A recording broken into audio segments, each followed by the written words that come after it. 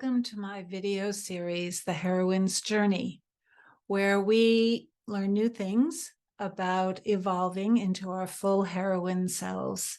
We're here to find your happiness. This video is about a part of you that maybe you don't give much attention to, your non-dominant hand. Hey, non-dominant hand. Yes, we're putting you front and center, maybe for the first time. Did you know that there is great benefit in exercising and using your non-dominant hand?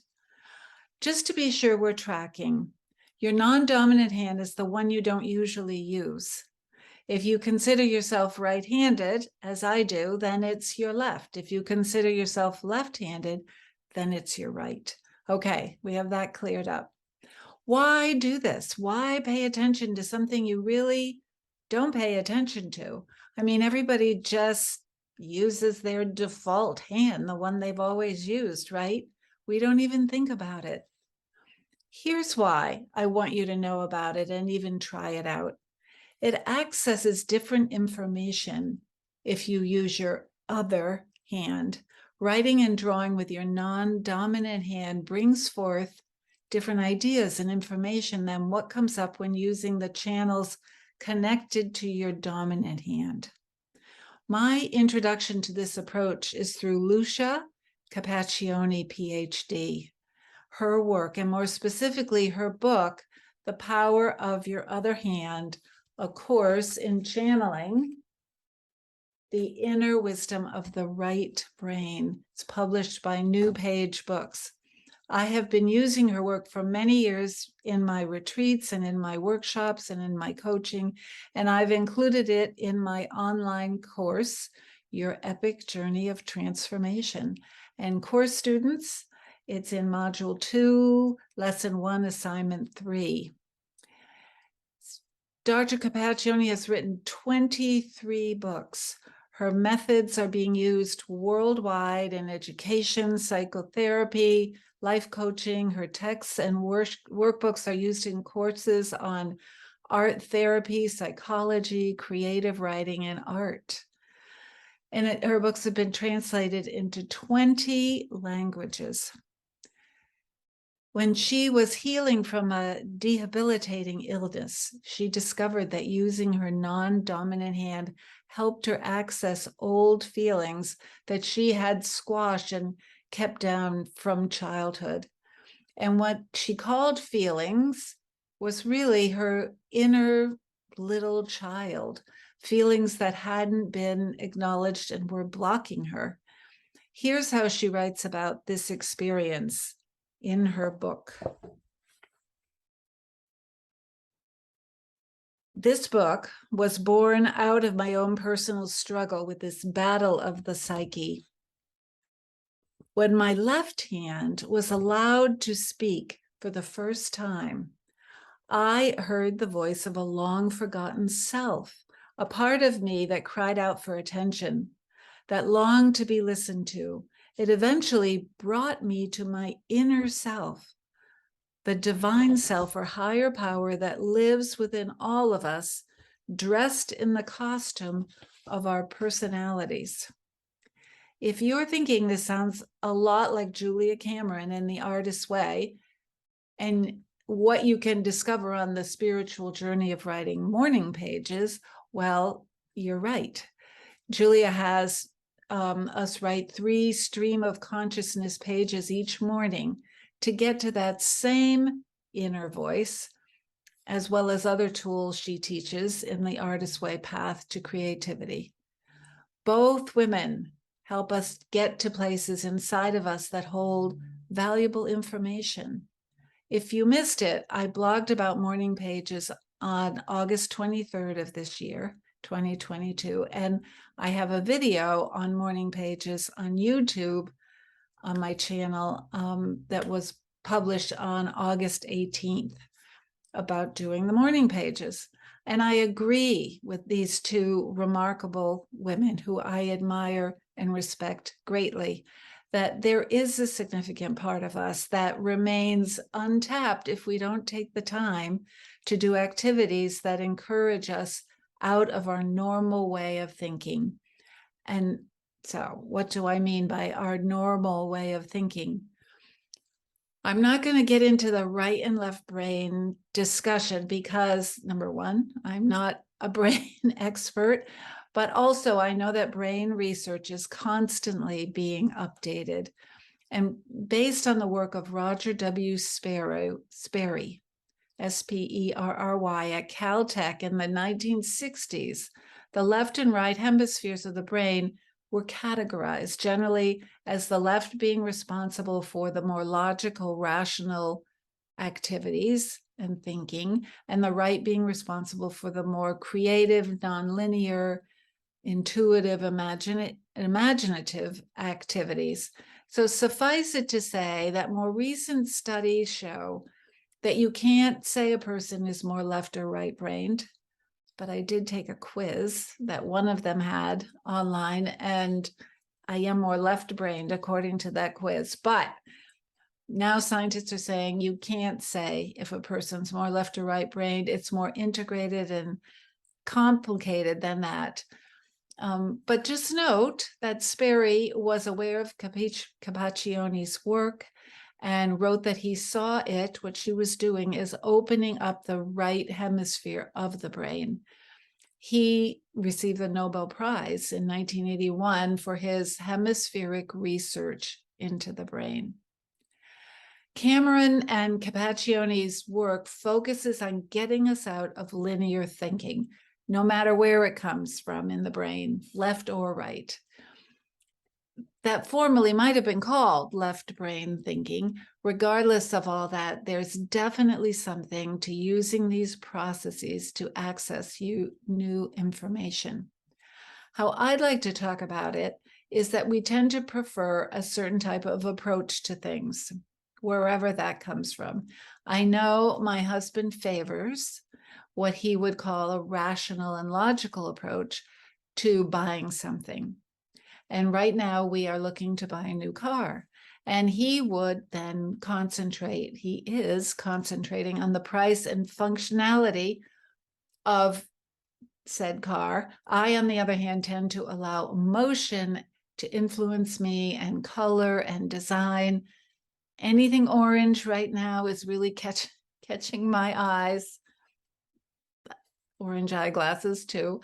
And the lines of the Tesla are so beautiful to me, but yeah, out of our price range. Some would call my husband's approach a left brain approach and mine a right brain approach. Left, no pun intended, to our own devices, I think that it's the logical part of us. Some might even call it the ego or the know-it-all part of us that steps forward right away to offer us solutions, tips, shoulds, and direction. It often speaks with the voice of our culture and our parents. Einstein said, this is interesting, common sense is the collection of prejudices acquired by age 18. You know where we get our prejudices from, culture and our parents, but yeah, I don't know if I'm going to say that to my husband. I'm not saying ignore what we've learned from our culture and our parents. I'm suggesting that if we just go with that, then we miss out on an additional, quieter wisdom that we hold, more specifically, the voice of our intuition or of our higher self or of our inner child, as Cameron and Capaccione would suggest. So I say, hold on a minute. Before you arrive at those quick solutions, let's go to a different place inside of us and see what we can get there that might help us. I've also used process art, language, yoga, children's games, balloon busting relay races, toys, improvisation, drawing, coloring as ways to get people into a different place before they do whatever work they are wanting to do. And it works. They do get into a different mind place. I often introduce Capaccione's work to clients before they begin a planning process with me, a plan about where they want to go next in life. Most of my clients are transitioning from one place in their lives to another, be it a career, a job, a location, relationship, and that rational part of themselves will start offering ideas. But first, I want them to have a chance to gather some other information. It could be inspiration, ideas, wisdom from the nonlinear part of themselves. Some would call this their right brain. And then they can consult with the more prominent part of our psyche, some would call the left brain part, for a more detailed plan, like goals and steps and time frame. Mostly, in my view, I invite them to have fun first, because it's definitely fun to try out using your non-dominant hand. And yes, I want you to try it right now. I will help you. So go and get a piece of paper, something to write with, like a pen or a pencil or even a crayon. And take that pen or pencil, whatever it is, and put it in your non-dominant hand. Go ahead. I'm going to give you some time. Get your paper. Get what you're going to write with. Non-dominant hand. We're going to start very simply. I want you to start with your name. Print your first name with your non-dominant hand. Okay, good. Very good. Now print your last name with your non-dominant hand. You feel like you're back in first grade, maybe. How did that feel? You should have seen your face when you did it. Such concentration, but you did well. Did it feel weird? Uncomfortable? You're not used to doing this, so of course it would feel that way. Let's keep going. Now write your first name again in cursive. Yes, in cursive. And of course, nobody's going to see this. Nobody's going to grade you. Just do the best you can. Write your first name. It's okay to laugh. I know it's funny. Feels funny. You feel like a kid, maybe. Now I want you to write a sentence in cursive with your non-dominant hand. My name is, write the whole sentence with your name and put a period at the end. My name is, okay. All right. You are doing just wonderfully. Now, write this sentence, either printed or in cursive. My favorite things to do are, and list 3 things. My favorite things to do are, and list 3 things. All of that in your non-dominant hand, and you can print or cursive, if whatever feels the best to you. My favorite things are, don't just write what comes to mind. Don't puzzle it out. Yes, okay. If you can't think of 3, think of 2. My favorite things to do are. How did that feel? What came out? Did it seem childish? Because you're contacting your inner child, and she's very playful, and she loves it that you're giving her this attention. So bravo, brava. Now, oh, she wants to draw. So we're going to draw. Please, with your non-dominant hand, draw a square. And right next to it, draw a circle. You know how I love circles. Next, draw a triangle. Very good. So good. So you're ready for something a little more challenging. So give yourself some space on that paper. Maybe you have to turn it over. Draw a house. You know, square, the roof, Maybe you want to do a chimney, a door, some windows. Don't forget to put a handle on that door so you can open it. And if you want to get fancy, and this is all, of course, with your non-dominant hand, if you want to get fancy, put some smoke coming out of the chimney, draw a tree next to the house. How about a flower, a couple flowers, a cat or a dog? You know, no one's judging you. Nobody's going to see this except you.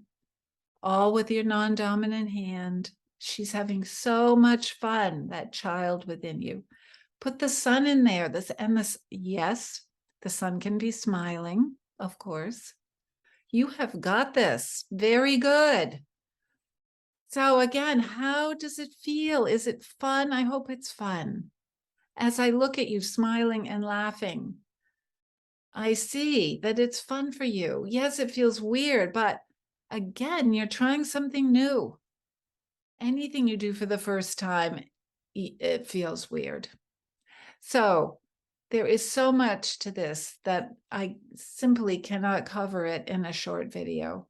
And I strongly recommend, I really urge you to visit Dr. Capaccione's website, which is www.luciac.com, and read her book, The Power of the Other Hand, or one of her other books. She's got many, so you can fully understand her groundbreaking work and use it to unlock what wants to come up in you.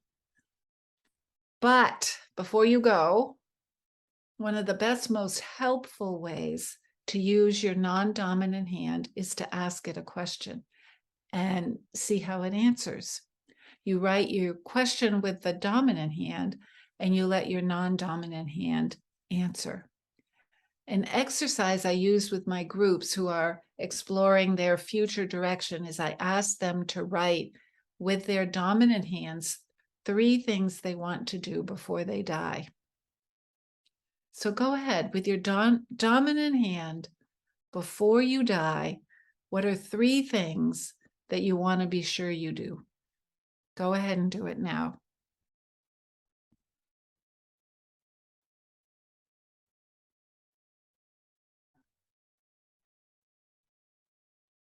Next, maybe you guessed that I would ask this, using your dominant hand.